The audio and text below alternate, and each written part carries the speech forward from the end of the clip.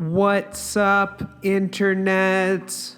It's me, Jake Coburn, and you are listening to another episode of the Quarantine Sessions podcast. I began to record episodes for this podcast at the beginning of the year 2020 during the COVID-19 pandemic, and the inspiration behind these podcasts was to provide a platform for the pillars and leaders of my community to share their voice and to help construct an inspiring narrative for people in this time of crisis, when a need for the upliftment of the spirit has been at its most urgent. This podcast centers around themes of art, creativity, spirituality, and psychedelics. And the incredible people I've had conversations with are all people who have bravely stepped outside of the conventional way of thinking and the conventional way of being and have transcended the matrix of the default reality, living life on their own terms. They are all people I respect deeply, and it has been an amazing opportunity and a privilege to speak to and learn from them. Most of these podcasts have been recorded live through Instagram, which is a new and somewhat experimental medium to conduct podcasts. I truly hope you enjoy this podcast and continue to tune in for future episodes. It's really a labor of love on my part, and thank you so much again for listening. Without further ado, here's the show. This episode is with my friend Peri Pokes, who is a magical hand poke tattoo artist. We talked about the ritual and sacred aspects of tattooing and its roots in ancient culture. We talked about motherhood, and we shared a little bit of our friendship history with each other. I definitely felt inspired from this conversation, and I am always struck by the power, depth, and articulateness of Peri's voice. And I hope that you enjoy this podcast. Hello. Hi. Hi. I can hear you, but I can't see you. Why am I so shiny? Oh, there you are. Why am I luminescent? There we go. That's a little better. Okay, hang on. Let me get you set up. Hi. Hey, how's it going? Good, Jake. It's nice to see you. It's so good to see you. It's been a while. It has. It's been a minute. It's been one long, awesome minute. For sure. Yeah, it's been amazing to see the progress of everything you guys have going on over there. To see the development of your home and the studio and everything. I can't wait to visit someday. It looks amazing. Yeah, I look forward to it. Yeah, it was a wild concept in general to leave Bali, having become parents and having this need to find home, and to find it was just a crazy thing. You know, like I didn't know what we were looking for, and then we got here, and it's like now it's making more and more sense as we're like rooting into this land of why I was craving it so deeply, and why it was something that I felt like Bali couldn't really provide for me what I needed. So yeah, it feels really good. It feels really, really good. Yeah. What's it like over there? Well, it's the Appalachia Hills. They are magical. It's like having seasons in general has been so serving for my spirit. So we're coming out of winter, and Asheville's a bit bipolar in its weather. It's you know, it'll switch as we're like moving into spring. It'll start switching to feeling like summer, and then all of a sudden we're like back into the cold a little bit, and it keeps you on your toes. But just the other day, we're having this amazing lightning storm over the hills, and the lightning bugs started to come out. So it was like the first kind of reminders of spring, and I feel like I'm already sort of tapping into witnessing the blossoms, the apple blossoms when they come through, and you can tell it's like these signifiers where like for me, I start shifting into this different mindset as these sort of indicators of nature are happening. And so I feel like the more I'm attuning myself to those subtleties, I'm like learning the language of the land. It's like communication I feel like I'm really starting to adapt to. Mm. And it's all for me, it's just like, yeah, but about these seasonal shifts. So Mm. yeah. But That I is just something. That I is just something I kind of miss here in Bali. Yeah, it's yeah, I mean, you get rain, you get a rainy season. You get a Yeah. lot of rain, and then I think that there are I think some shifts that happen through the year, but yeah, it's a bit different in the tropics for sure. And we've been adapted to the tropics now for 7 years. So like doing this shift is a long time coming, I guess. Yeah.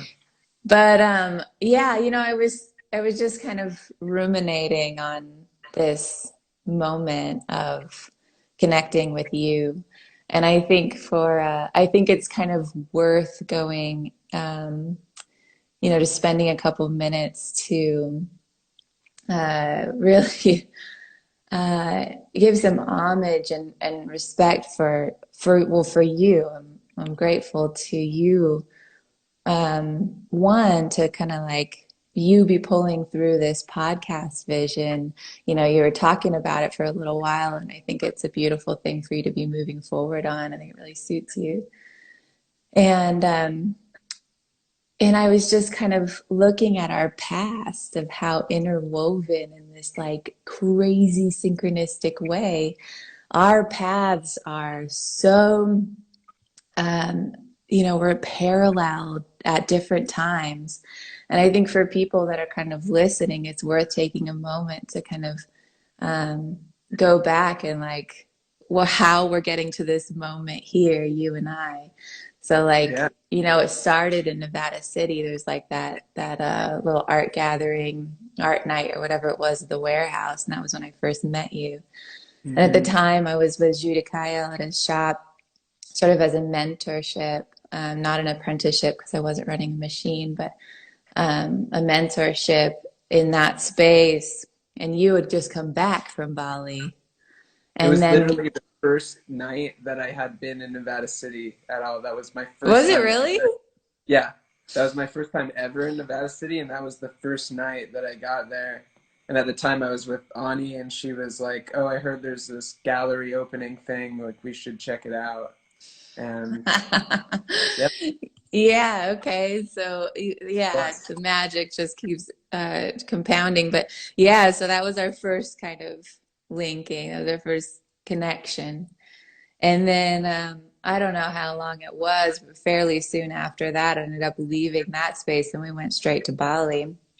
So we did sort of a shift there, and you entered into that space at Sacred Skulls.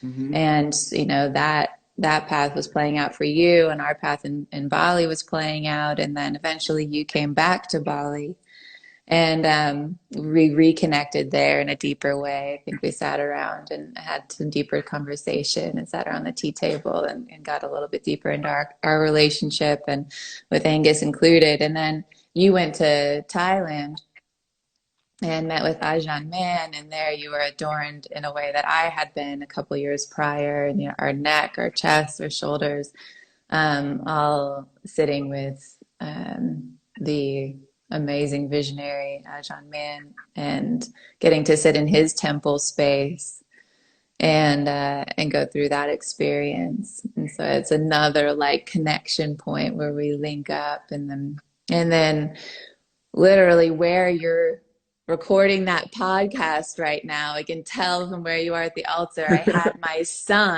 birthed my son at that spot. And then like here we are a year and a half later.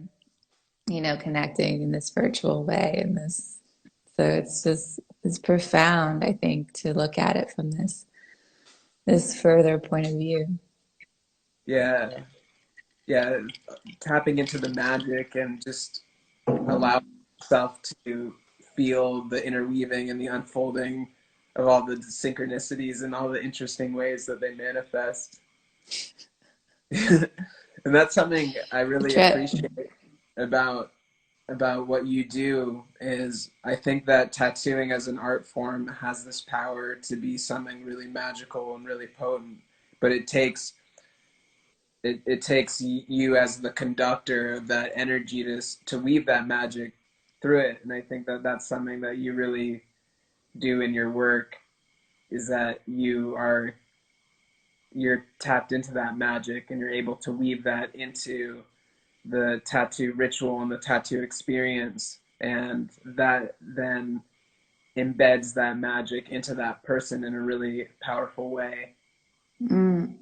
Yeah, absolutely. Absolutely. It's we're intended to be guides beyond just the design and beyond the actual technical element of tattooing. There's a whole process that I think really we're just revealing somebody to themselves. And that's I think a role of tattooists that it takes extra work and extra time and extra attention. And I think because things have gotten really streamlined in the world of tattooing, that kind of has gotten cut out, because it does take a lot more energy to like really listen to a person and really dive further into their intentions, and to even question those intentions too, to like to really become clear on what it is we're doing, and why we're doing it, and being willing to let go if it's not in alignment. That's been Mm-hmm. something else that I've been finding like really really important, is if the things aren't aligning, like this is an important, you know this is an important process, and it's an important um marking, and that journey needs to be looked at in a way that it needs to feel really true. It needs to feel like it's the right time, and that it's the right marking, and that I am that person's guide.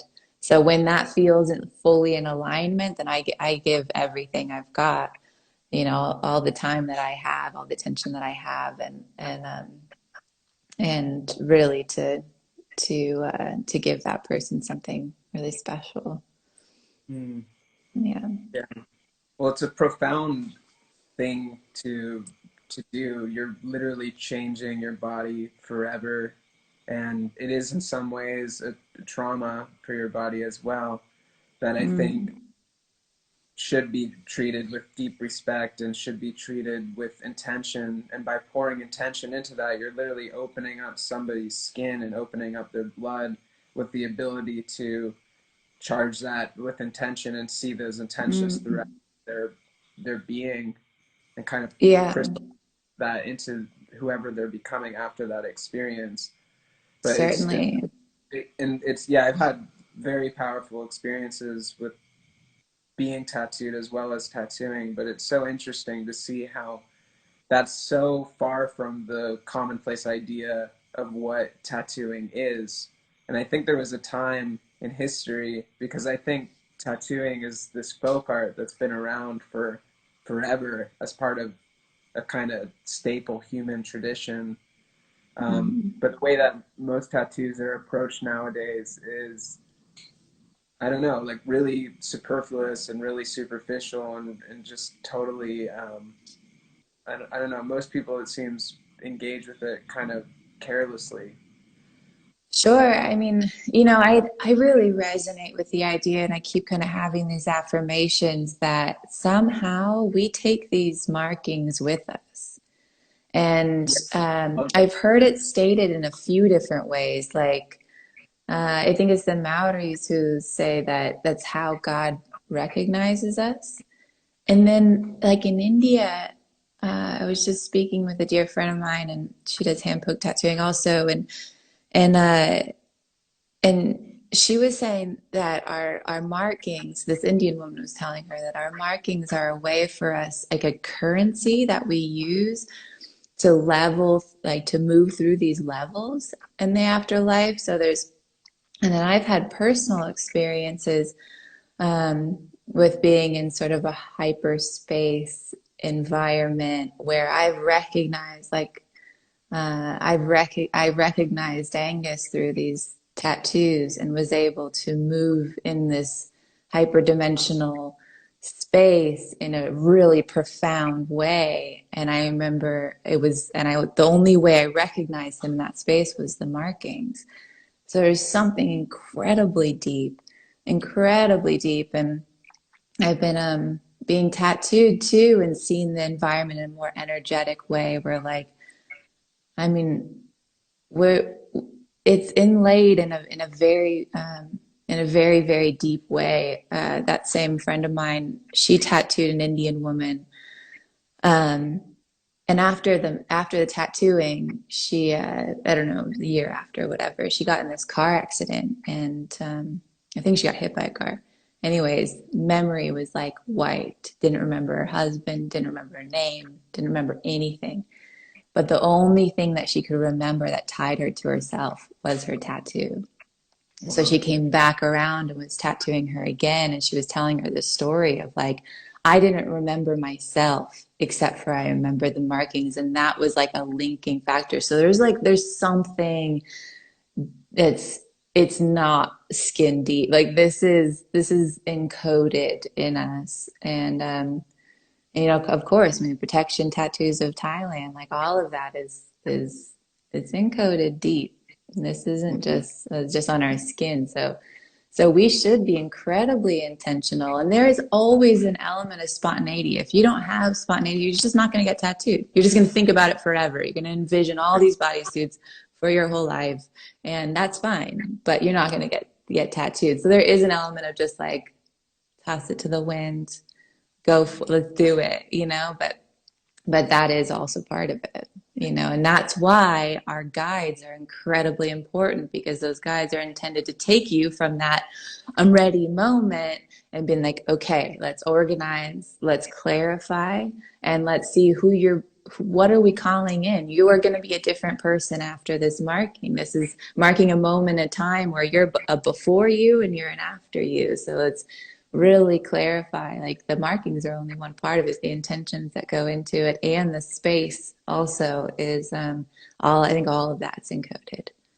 Mm. So Yeah, yeah. absolutely. It's funny you bring up that thing about knowing yourself through your tattoos, because that's something that I've joked about, because people are always asking me what my tattoos mean, and I tell them that in some ways it's like my whole journey encoded. Like, I can look at every tattoo that I have on my body, and it brings me back to that particular moment when I was getting tattooed, and Mm, attention that I put into that and everything that was going on in my life at that time. And it's like, if I ever was in a car accident or something and my memory was erased, I could start to piece back together the story and memory of yeah, my life by looking at the tattoos on my body. I think it's But true.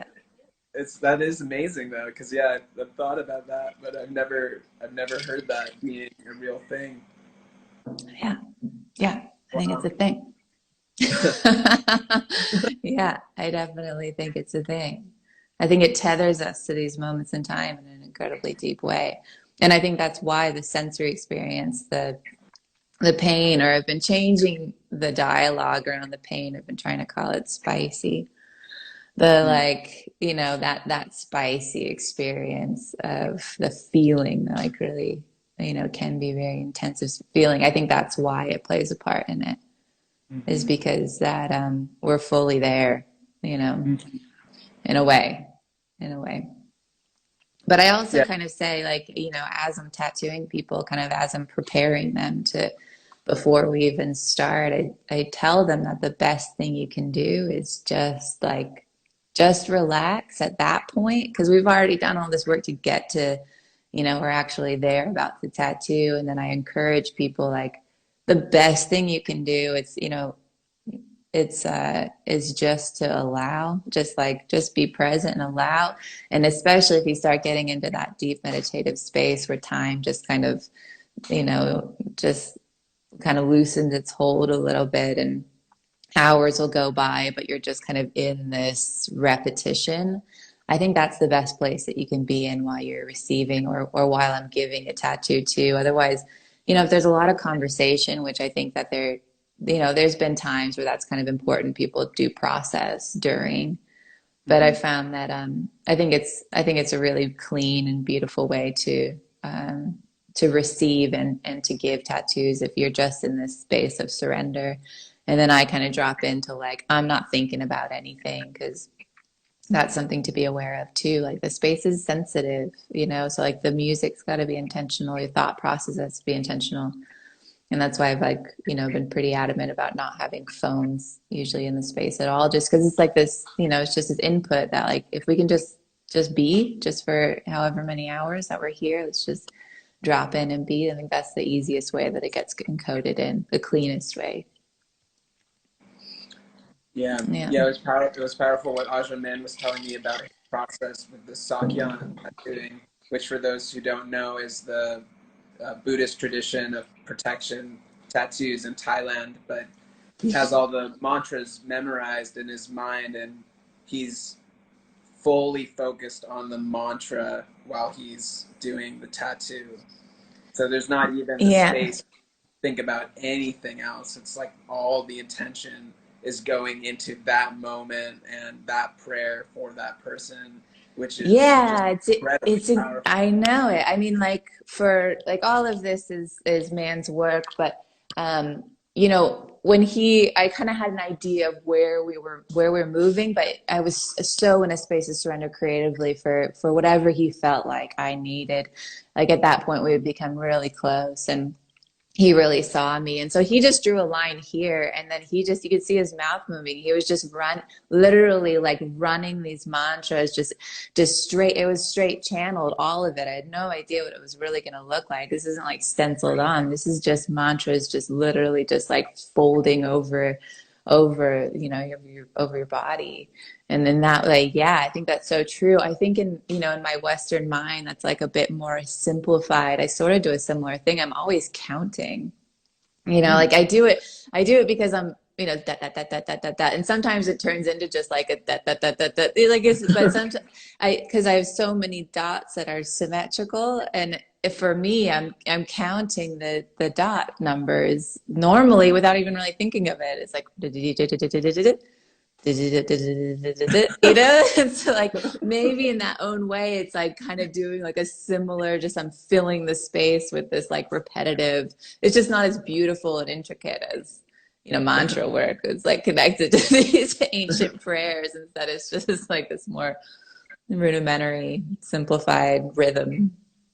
Yeah, that's great. Yeah, just to bring it back to the idea of going through this painful experience, it it's been an interesting exploration of my consciousness through going through these intensely painful experiences through tattooing, because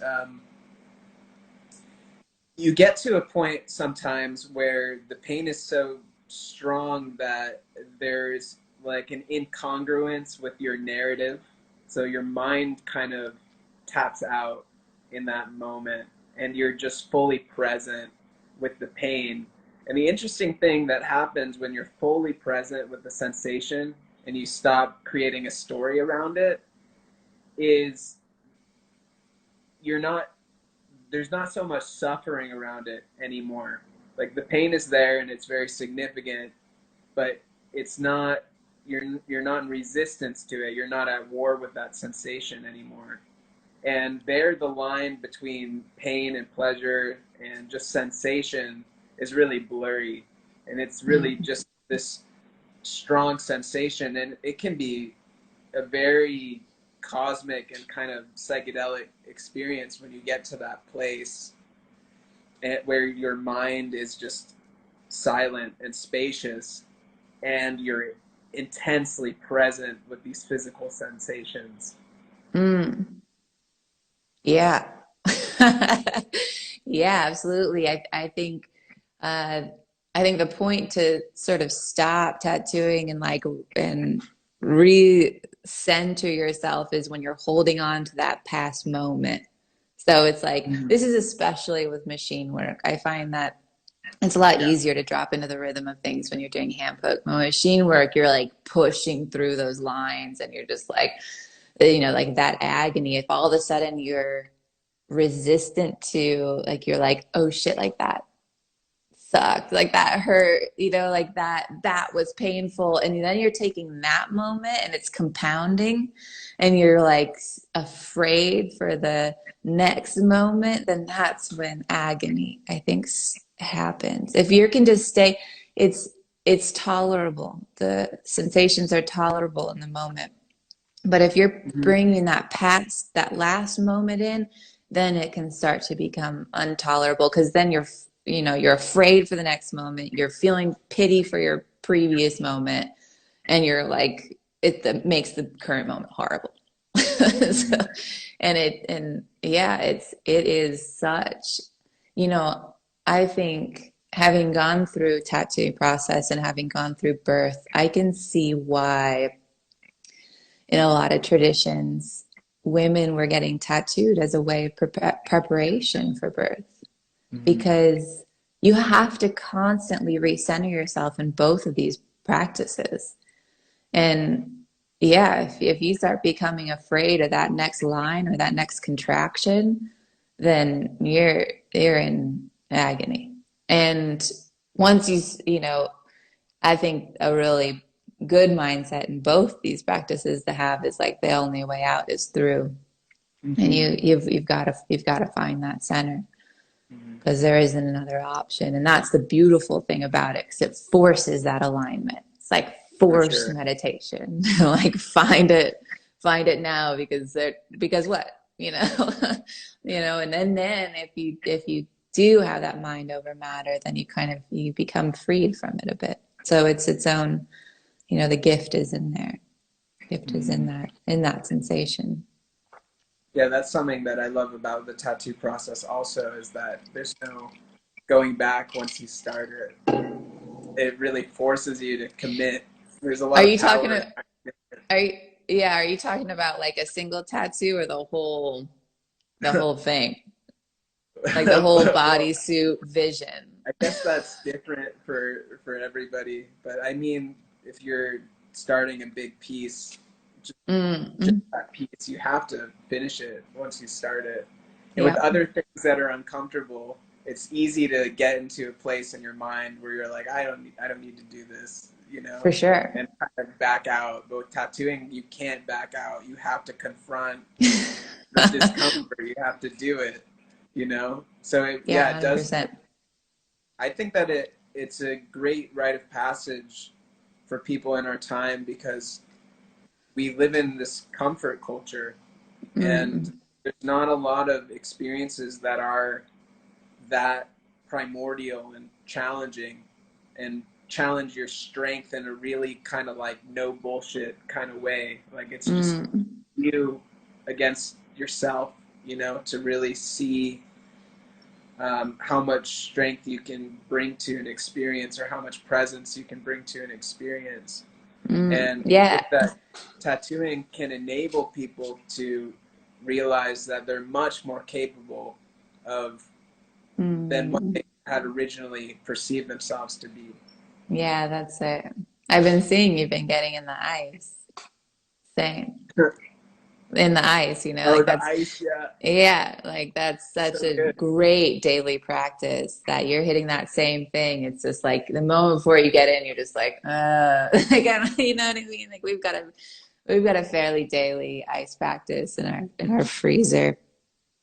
And it's that same thing. It's like waking the day, like getting up or any point in the day, confronting that comfort and just kind of being like, intentionally making a choice that's not comfortable is like such a powerful way to take back your will and just yourself and not be not be a slave to fear of discomfort.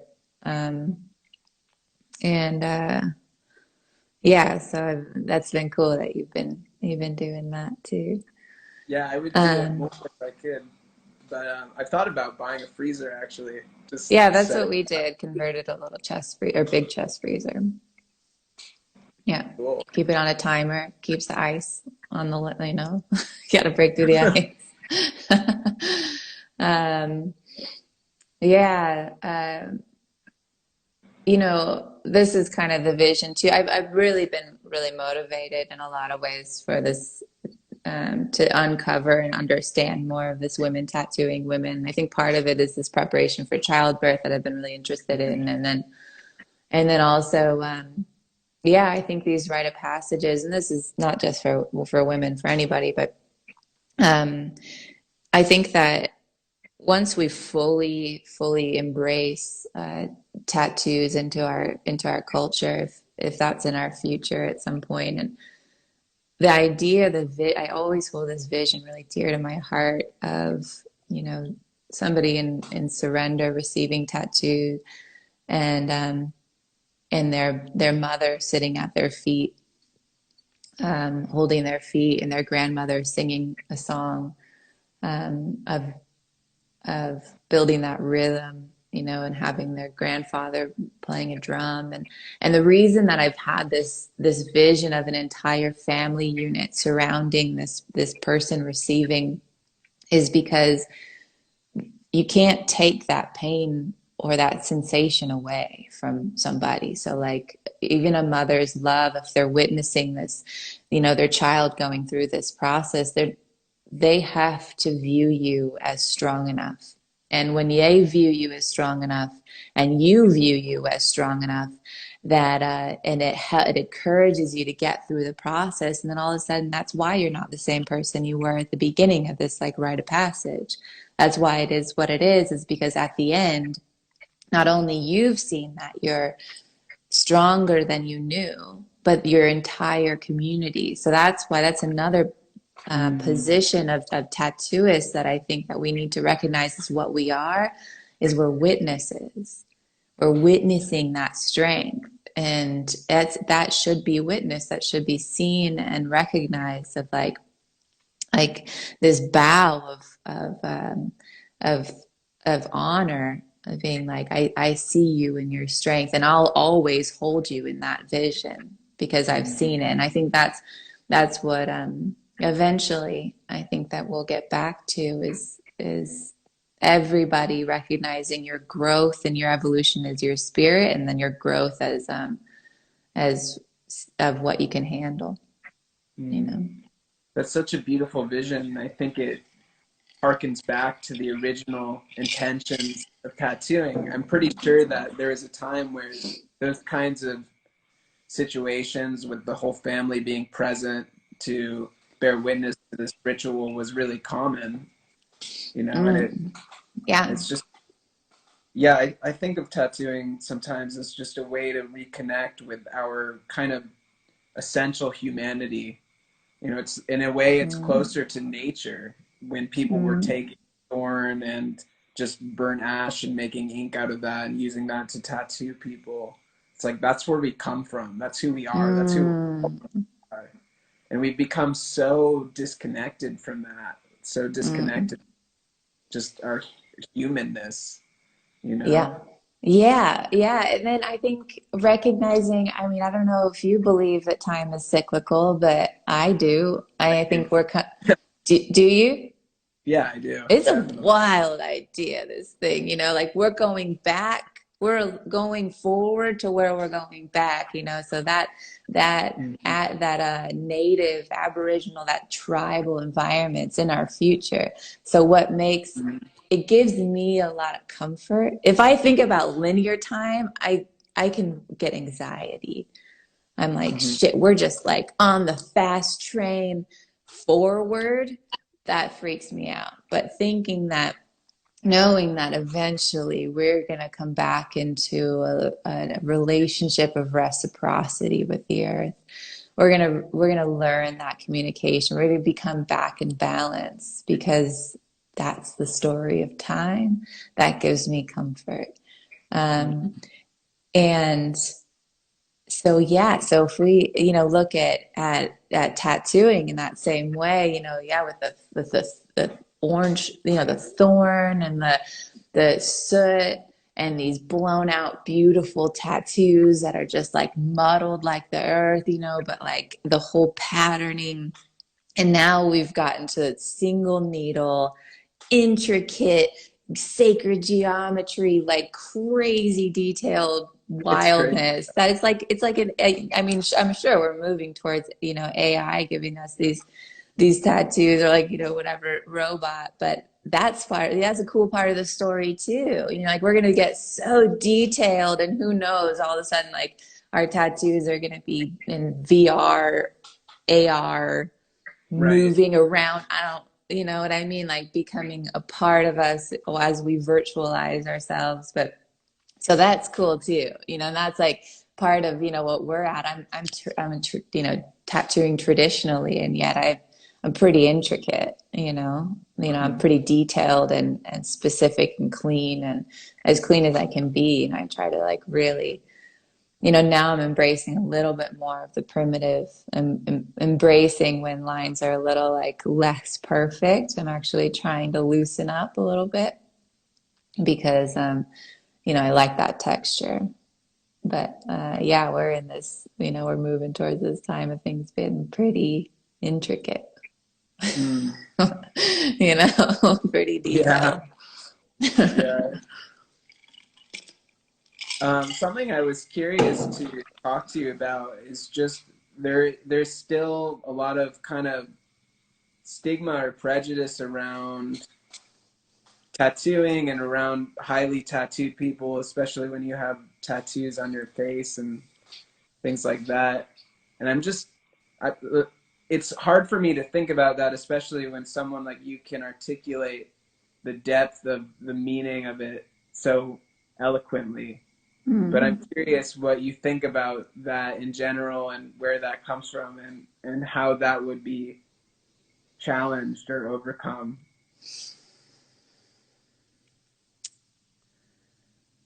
Um, hmm, how it would be overcome? Well, yeah, it is interesting. It's definitely interesting moving through the world. And I mean, my markings are one thing, and moving through the world with Angus beside me is kind of another level of that. So where Mm. maybe I would kind of get overlooked as not too freakish, then we definitely get a lot more attention with him being a lot more brazen and bold with his facial tattoos. Um, uh, I think that maybe it comes from this general societal fear of the um, savage, Mm. and I think that Mhm. our connection, our embracing the process and the pain and the discomfort, and getting this like just being a bit more bold with it, and I think that society backlashes a little bit. I think because it's like they look at it like a fuck you. I mean, that's it was like my parents too. I think they had a really really hard time in the beginning embracing this new image of me because they felt like it was a fuck you to them, and it was this anarchist, rebellion. And it shocked me originally, and I really felt like I understood more where she was coming from, my mom in particular at the time, because it was like, oh, like that would hurt, in a bit if I was really doing this, just to spite them. And I was like, oh, that's so wrong. It's so not accurate. But I can see where that would hurt. And I think maybe society's maybe is sort of in the same way. It's like, you know, I guess it feels like, yeah, in a rebellion of some kind. Mm. But and that's the same thing with, everybody who has a resistance to it, it's always an initial resistance. And that can really repel people. And then they're they're gone, they're repelled, but people who give it a little bit more time and, you know, I remember some of the first people that I became friends with that had face tattoos. It was like shocking in the beginning, and then like give it a couple of days, you don't notice them anymore.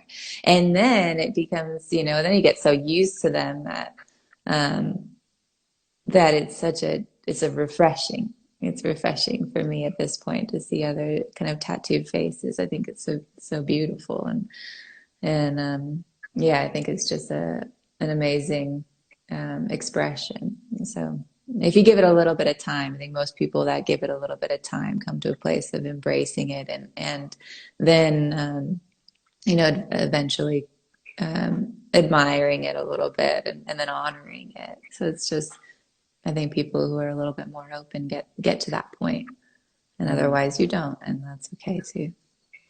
It is really a declaration of openness, though, and it's also it's a declaration of freedom of will, and that also challenges society in a lot of ways. It's that spontaneity thing that you were talking about also. Yeah, I mean, I don't get bothered by it. But you can see people just get triggered. Like, good luck finding a job. It's because I think on some level they might wish that they were. I think it's always that they had that, I think it's always that. Yeah, and that courage too. Yeah, and then once you break through that, I don't like that was maybe my initial kind of couple of markings on my face was like really felt like it was like even like my lip line and stuff, it was like a really clear stance of like this is me going down this path. And then now that I'm on this path, it's a little bit different. It's like the photo that you posted, that was taken for this podcast thing. Mm-hmm. That was taken really, really soon after the birth. And that was when I gave myself this chin tattoo. And it was so clear to me. I already had the vision during the pregnancy, that was intended to be my, this marking that I was supposed to have as becoming a mother. And, I look back on that photo and it takes me back to that. It was just like, I was like so exhausted and so in my power, but that was just right after I gave myself that marking. And so there was I didn't have to move past any of those feelings of not being, accepted or anybody's point of view. I just knew it was that this is the path I'm on. That's the marking that I intended to give myself. It was really pretty straightforward, and then, I'm just like, okay, I just need an hour, and I like went to the studio and was like, okay, done. Like it wasn't like this big thing. It wasn't like this big kind of ceremony because it was just intended to be what I was supposed to do. I lit some frankincense, It wasn't like on a full moon, you know what I mean? It just happened when it needed to happen. Awesome. Yeah, and it looks badass too. It looks great. Yeah, thanks. Yeah. So does yours. Yeah. Still. Thanks, Peri. Settled in well. I'm glad I broke through that. No, you had some things on your. You had this. I had the forehead piece already, but since then this, and then the ears and the sides of the head. And, I love the sides. Thank you. Mm-hmm. Yeah, all good. I mean, I should say too, the whole transformation since I've seen you last. It's really beautiful. Oh, really stunning. Yeah, it suits you so well. Definitely been a big, there's been a lot of different chapters since the last time I saw you. There's been a lot of different shifts internally and externally and expansion in 360 degrees. Well, yeah, I love that you're living in that studio home space too. I love it so much. Yeah, and it's such a powerful space and such a clean and protected space, Yeah. Yeah, I love it that here. Makes me happy. Yeah, childbirth is something that seems intense.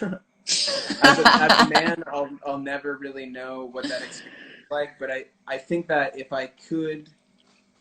I feel like if I could give birth, that's something I would be definitely down to experience. It seems like totally the kind of experience that I would kind of dig.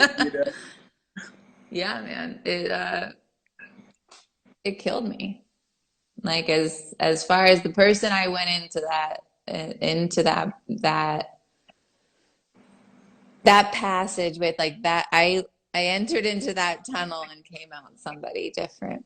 Like I had to make um a really conscious, and there was a lot of pressure in a lot of ways, but at the end, Atlas was sort of stuck in the birth canal, and we were in the middle of the rice paddies, really literally where you're sitting right now, and we had nothing. The midwives forgot their whole like medical bag, and we didn't have anything, and he was getting pretty stuck. And the only thing we had was a heartbeat monitor, and we could hear his heartbeat starting to slow, and there was just like concern, but the ambulance was there, but it was on a ceremony day. We couldn't get through Ubud to get to Denpasar. If something bad was going to happen, it was going to happen where you're sitting, or it was going to happen in an ambulance. And thank God, that wasn't an option, because I would have, if I'd been anywhere close to a hospital, I would have had the exact same birth that my mother had for me, which was a forced C-section that she didn't want.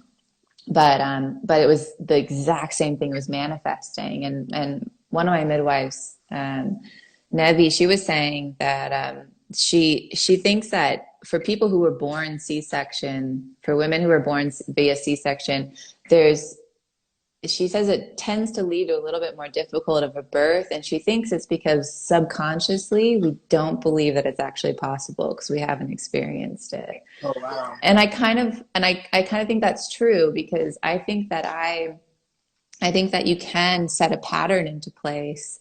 And it was the exact same birth that my mom had. And if I had been anywhere close to a hospital, then I, would have had a different route, but I didn't have that option. It's like the same thing. The only way out was through. And, but I was holding on to maidenhood with everything I had, like that version of me was like not letting go. And I was so, it was my biggest fear having a kid. Always. I never thought I would be a mother. And yeah, it was just, she was just holding on for dear life. And there was a point when, we'd been going through everything, and his heartbeat was starting to slow, and I was starting to almost like kind of pass out. Things were getting super psychedelic. And I realized in this moment, it was like my consciousness just kind of pulled back. And I was like, oh, it doesn't matter if I die. Like, it doesn't matter if my back breaks. It doesn't matter if eyeball pops out of my head. None of it matters. He's all that matters. And when I fully embrace that as my truest fact, then she let go. And I had no more pain. And the lip in my cervix, which was manifesting because of this resistance to letting go of myself being the center of my world, all of a sudden it just broke off. And then this mother came in who had my son at the center of my world, and he could only come through into me being that for him.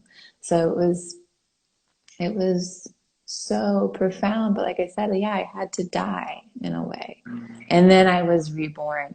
And the beautiful thing, and just like with everything as we see with psychedelics, that your biggest fear, you're always embraced on the other side of that. And so once I made that shift, I was like, oh my God, what a relief to not be the center of my world anymore. I didn't realize that was actually now it's so pure to have this other being as something that I just get to, I get to be better for him, and so the shift was such a, it wasn't like losing everything that I thought I was going to lose. It was something really different. Yeah, that was something that came up in this conversation I had earlier with my friend Chris Orozco, who's like a shadow integration coach. But he was talking about how he kind of came more clearly into this sense of purpose for and towards like helping other people. And when he aligned with that purpose, then he was able to kind of start taking better care of himself and heal and stuff like that. And I think that there is something really powerful, and I've definitely observed this in friends who have made that shift into parenthood, about having something that is larger than yourself that you're focused on. And suddenly that gives you access to so much more strength and so much more energy that you would never have access to if it was about your small self and your personal selfish little desires. There's something like really beautiful about aligning yourself with the greater purpose. Yeah, yeah. I mean, he's my little teacher. It's unreal. I mean, now that he's starting to really communicate too, we're just tripping out on fully empathizing with what his experience is right now. You know, it's really, you start to like view him as a person, and this whole, you know, whole person, which is really essential to respectful parenting. But fully thinking of like, he has no story. He has no, like, he's fully in the present.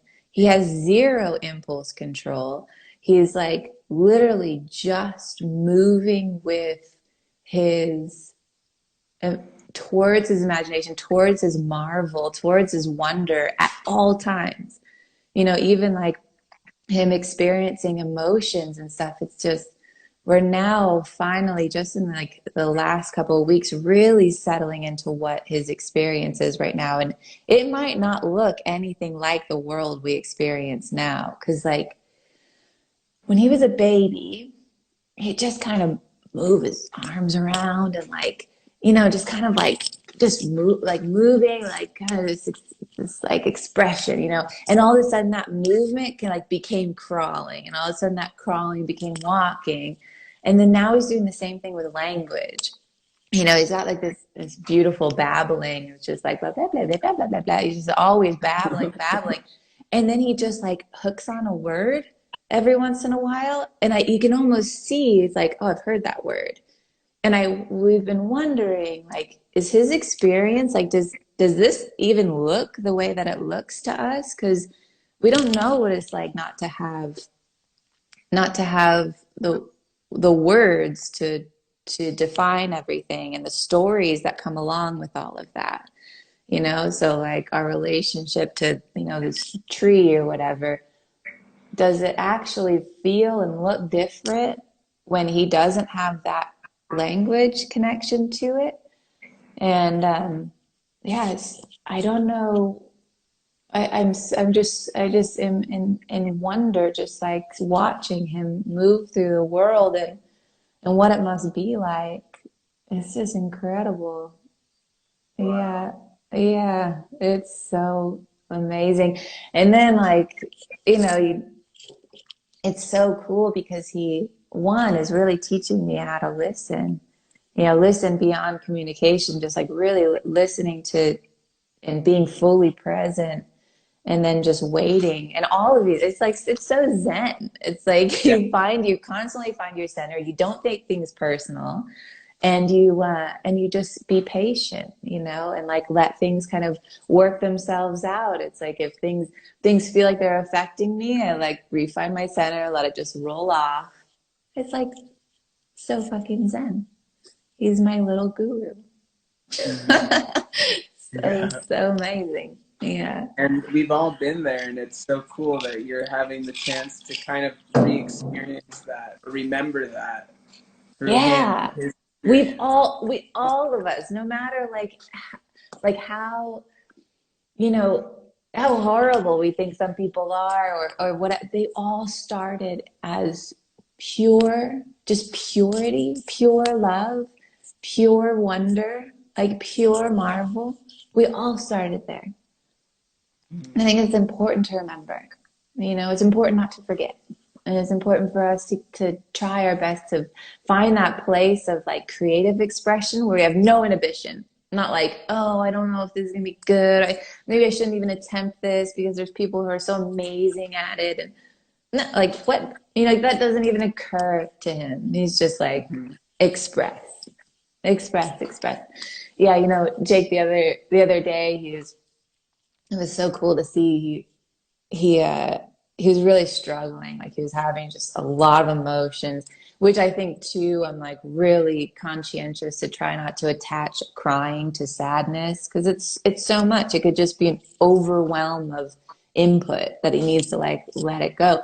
And he was just having a hard time. And so we went out into the yard and we just kind of sat with him and held space. And he was just like not having it. And he left to go be by himself. And for other people listening, he's a year and a half. He's like 18 months. And so he left to go give himself space. And then he's just crying.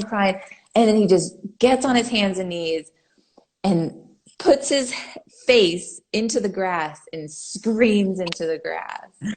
And then we were just like, fuck yes. Like, when was the last time you did that? And Angus was like, I've had an acid trip just like that, like that is a beautiful thing to feel so overwhelmed, just like scream into the earth. And then he's just like, oh, like Yeah. that's that space. I think it's true. We have a lot of input. We have so much coming in, so much information, so much feeling, and we don't have a whole lot of release in that way. We got to like figure, we got to like contain ourselves and put a good face on. But man, how pure not to bring any of that into the future and just scream into the earth and be done with it. Yeah. I thought about that too. If there's ever like a baby who's screaming in like a restaurant, it's like, I wish I could do that a little bit. Yeah, pure expression. It's so socially inappropriate for me to He's do so that. socially inappropriate in general. He is so socially inappropriate. I mean, he'll grab onto people or, like he just doesn't, there's no structure right now. And what a beautiful thing. Yeah, it's interesting as people become socialized and they grow into adults, how there's so many rules and restrictions that get put on you. And I do think psychedelics help people to break that. And it is one of the ways that you can get in touch with that feeling, that kind of unimpeded, impulsive, just like pure expressive place that you were in when you were a kid. But I think that there's something lost when people become socialized and turn into adults, and I have to behave this way, and this is wrong, and this is right, and like I feel like there's something healthy about recovering that innocent purity where you can be a bit more free and a bit more relaxed and a bit more just unhindered. Yeah. I mean, that's really the space that we want to hold for our friends and family. And we can do this in a less dramatic way than screaming in the grass. Like it's really, this is what I'm learning about listening, for communicating with Atlas. It's like, I'm becoming much more aware of the subtleties of what it means when you're like, say he's crying and it's like, oh, don't cry, it's okay, like everything's okay, and instead of just switching it to like, maybe that felt really unfair that I took that knife from you, and I understand that felt unfair, but I'm just trying to keep you safe, and switching the communication to that instead. And that's what I'm realizing too. It's like if I'm talking with a friend and they're saying like, oh, I really, my boss was just really, I felt like really out of line and really rude, and just being like, man, that must have really hurt. Yeah, it must have like really not felt good, or made you like not feel seen or appreciated. as opposed to giving advice, or as opposed to like, playing like, the pity card, or instead of all these other things, I think that all of us really just want to be listened to. And I think that's the safe space of expression, that because we are, more civilized, we actually can communicate if something's bothering us, as opposed to just purely expressing the emotion behind it. So, I think we become a little bit more intact in that way. Although I love the free expression. But yeah, I think learning how to listen is it's just been such an important lesson for me lately. Because that's really what we want in relationships, in partnerships. It's all we really want. When something's going wrong, it's just because we're not feeling heard, or the other person's not feeling heard. That's the core of all of it.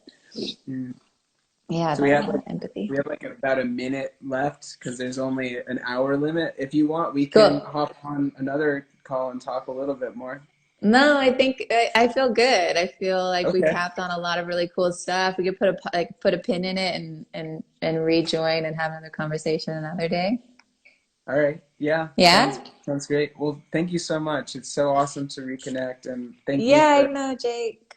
expressing yourself so eloquently and inspiring me with this conversation. Oh, thanks. Like I said, I'm really glad that you're moving forward with this. Thank you.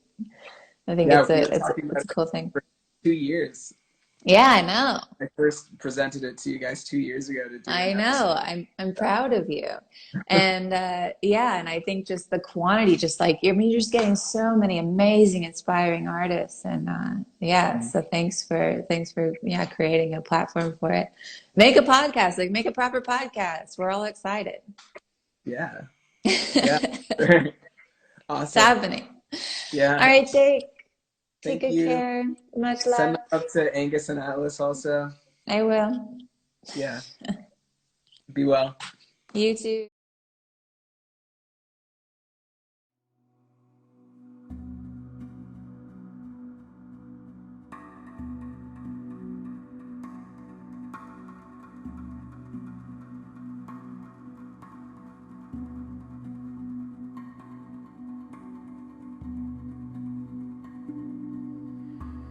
Yep. So we did it, guys. That was another episode of the Quarantine Sessions podcast. I am the host. My name is Jake Cobrin. I want to thank you again for tuning in and listening to this episode, and I hope that this was a valuable experience for you. If you're interested, you can watch these podcasts live on Instagram. I am doing between 3 and 4 live podcasts per week. And if you want to find that, my Instagram account is _.cobrin._ just for aesthetic embellishment. And please subscribe to this podcast so that you can be notified of further episodes. And that's about it. Many blessings to you wherever you might be. I love you guys. Thank you so much for listening. Be well.